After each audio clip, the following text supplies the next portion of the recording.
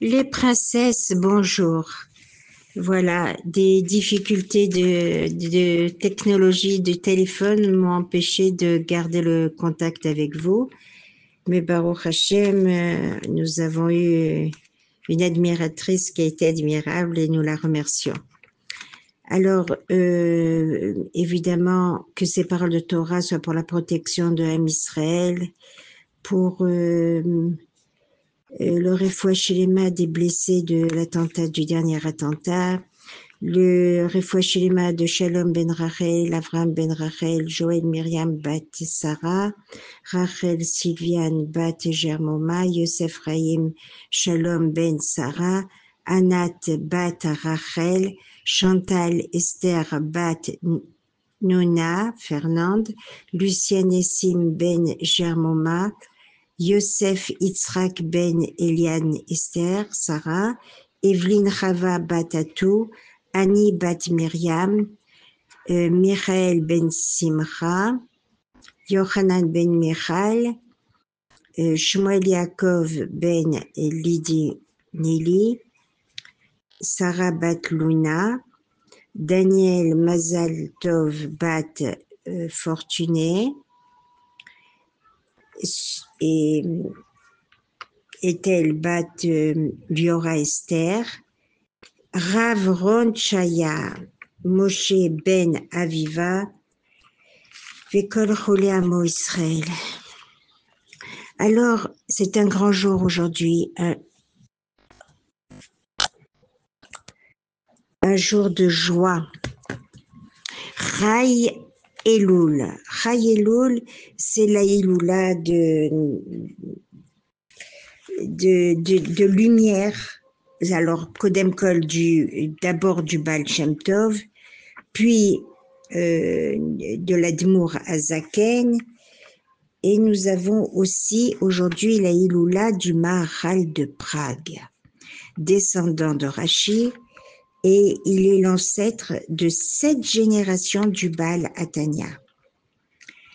Alors, il y a beaucoup à dire sur chacun d'eux.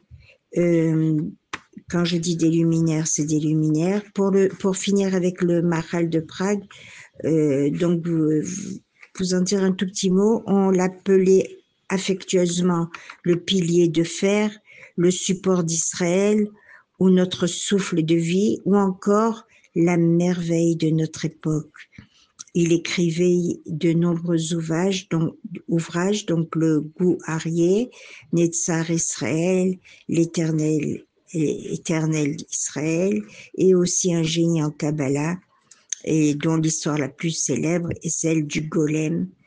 Ce fut la création d'un homme que ce rabbin façonna d'argile et à qui il donna vie en prononçant le nom d'Akadosh Baruch Hu. Grâce au Golem, le Maharal empêcha de nombreuses calamités de tomber sur les Juifs et ainsi les sauvèrent, réduire à néant les fausses accusations portées par nos frères. Ça, c'est pour le Maharal de Prague.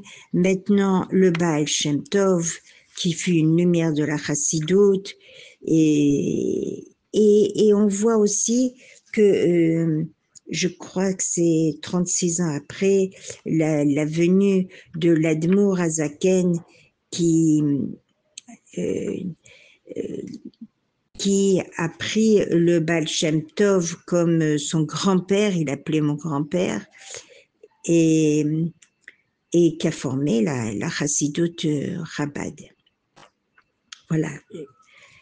Maintenant, pour ce qui concerne le Baal Shem Tov, un jour, il arrive devant un Beth Knesset, sur le seuil de Beth Knesset, et il refusa d'y rentrer. En disant, je peux pas y rentrer, dit-il. Les tfilotes et enseignements de Torah emplissent de haut en bas. Comment pourrais-je donc y rentrer? De la place où comment trouver de la place pour moi? Voyant que les assistants ouvraient de grands yeux sans comprendre, il ajouta, lorsque les paroles passent à travers les lèvres de ceux qui étudient ou qui prient sans sortir d'un cœur sincère à la disposition du ciel, elles ne peuvent s'élever. Elles restent et remplissent l'enceinte du Beth Amikdash, du Beth Knesset, de haut en bas. Alors, à nous de comprendre, de faire le vide dans notre esprit et se concentrer avant de prier et d'étudier de tout notre cœur et non pas par routine. Voilà, mes filles. La paracha de cette semaine, c'est Kitavo. Et on nous montre l'importance des bikurim. Les bikurim, c'était les prémices qu'on devait amener au Beth Amikdash, qu'on devait amener au Kohen. Et on plantait, on arrosait, tous les soins que l'on apporte à un fruit, à un arbre. Et lorsque le premier fruit sortait, on le consacrait à Kadosh Baruch Hu. Et c'était un grand cérémonial. Les animaux qui amenaient, des animaux cachers comme le bœuf, amenaient ses bikurim, étaient ornés d'or. Et le riche amenait dans une corbeille d'or, on lui rendait. Et le pauvre amenait ses bikurim dans une corbeille en oseille. Et là, on gardait la corbeille en oseille et on lui disait, l'année prochaine, tu viendras riche avec une corbeille en or. Alors maintenant, je voudrais vous raconter une histoire. C'était lorsque les fêtes de Rosh Hashanah et de Kippour approchent, Jonathan se lance chaque année dans une noble mission. Il arpente les rues d'Ashkelon afin de partager le son du chauffard avec ceux qui, pour diverses raisons, ne peuvent se rendre à la synagogue. Les malades, les femmes enceintes, les personnes âgées, et tous bénéficient de sa bienveillance. Un jour, lors de Rosh Hashanah, Jonathan se rendit chez un vieil homme alité. Après avoir entendu les sonneries du chauffard, l'homme le remercia chaleureusement et lui adressa une question. Vous semblez vous donner beaucoup de mal. Pourquoi vous investir autant dans cette mitzvah? Alors, voilà que Jonathan lui raconte. Je suis né en Israël, commença Jonathan. J'ai grandi dans une famille religieuse, mais lors de mon service militaire, je me suis éloigné de mes racines. Dès que je quittais l'armée, j'entrepris un voyage en Thaïlande. Là-bas, j'adoptai une passion déraisonnable. Je décidai de goûter à toutes sortes de mets, sans me soucier bien évidemment de leur cache-route. Les plats que j'expérimentais étaient excentriques, à base d'insectes et d'animaux exotiques. Ma quête gastronomique ne s'arrêta, hélas, pas en Thaïlande.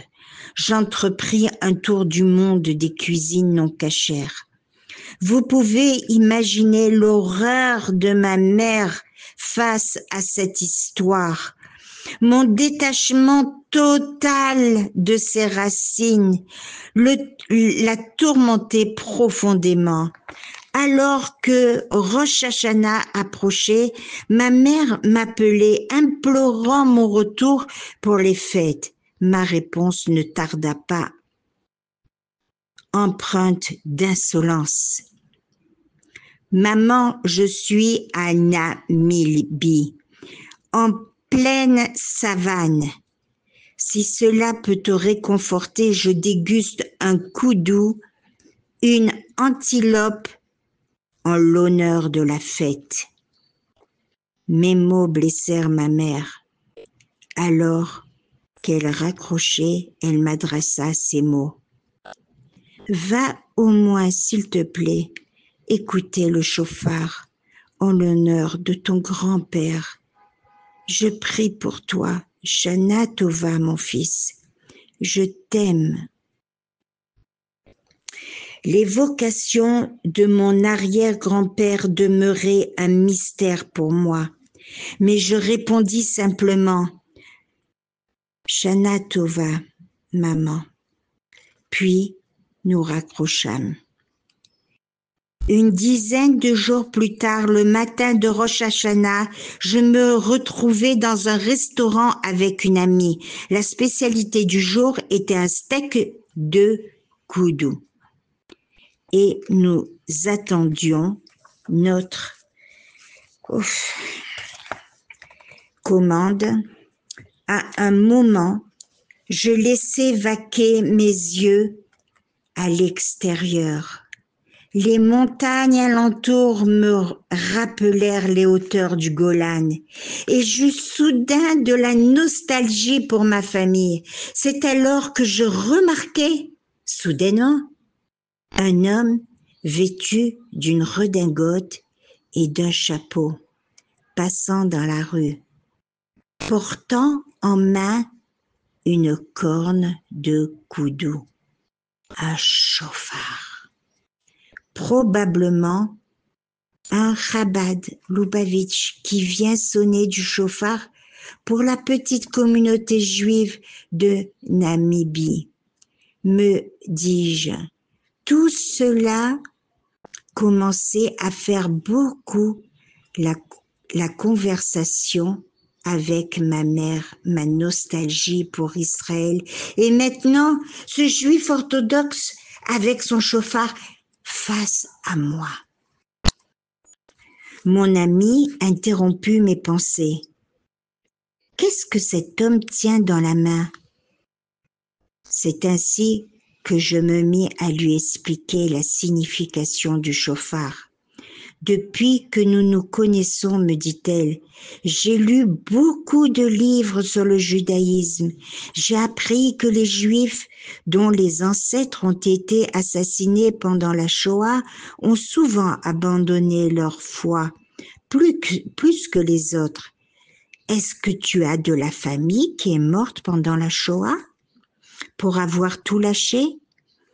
Sa question me prit de court. Devant son insistance, je me mis à raconter. Oui, lui dis-je, j'y ai perdu mon arrière-grand-père. Il se trouvait dans un camp de travail en Pologne lorsque les nazis organisèrent les marches de la mort pour évacuer le camp. Fuyant l'avancée de l'armée rouge, mon aïeul était un homme très pieux. Il rassembla ses maigres effets, dont un livre de prière et un chauffard. Mais un nazi remarqua le chauffard et lui demanda ce que c'était. Mon arrière-grand-père le lui expliqua. Et le nazi répliqua, « Tu vas me le laisser ici, je vais le briser avec une masse pour que personne ne puisse jamais l'utiliser. » D'un geste décisif, mon aïeul s'empara du chauffard et déclara « Pas question, ce chauffard a sauvé trop d'âmes. Juste dans ce camp. »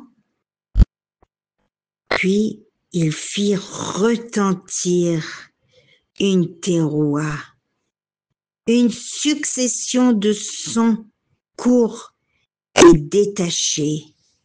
Et après cela, le vieil homme interrompit Jonathan brusquement. Après cela, le vieil homme en redingote qui était moule face à lui, regardez ce qu'il lui dit. Après cela, les nazis ont ouvert le feu sur Isaac, ton arrière-grand-père. Il est mort sur le champ sanctifiant le nom divin. Ils détruisirent ensuite le chauffard, mais celui-ci nous a sauvés. « Vous connaissez mon grand-père » s'écria Jonathan. Le vieil homme dévoila le numéro tatoué sur son avant-bras. une sombre empreinte du passé. Oui, Jonathan, même pour moi cela semble incroyable. Isaac était un ange, il nous insuffla courage et espoir. Jonathan peinait à en croire ses oreilles.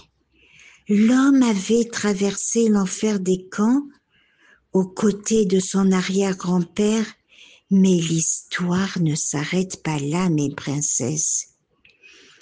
Le vieil homme poursuivit, Jonathan, tu marches sur les traces de ton aïeul, il doit être fier de toi.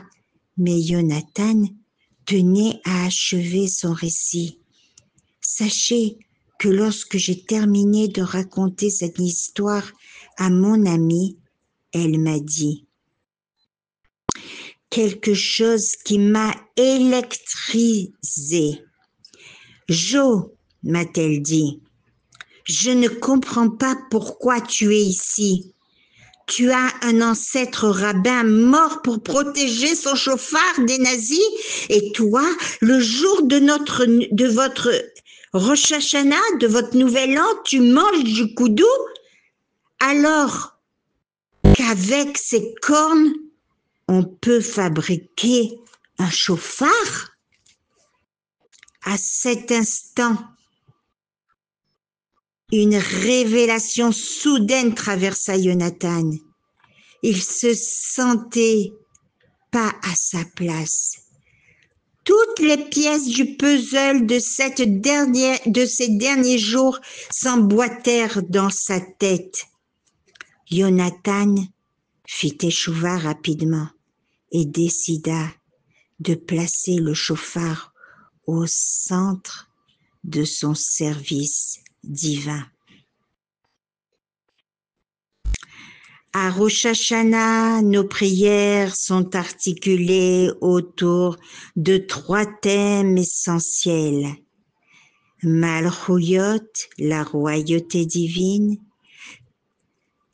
Zéronot, le souvenir de nos ancêtres. Et Shofarot, le chauffard. Jonathan, en se remémorant son arrière-grand-père et en renouant avec le chauffard, avait réussi à se rapprocher de la royauté divine, suivant son exemple pour une année bénie. Shabbat Shalom les princesses, que Dieu vous garde et vous protège. Heureuse de vous retrouver.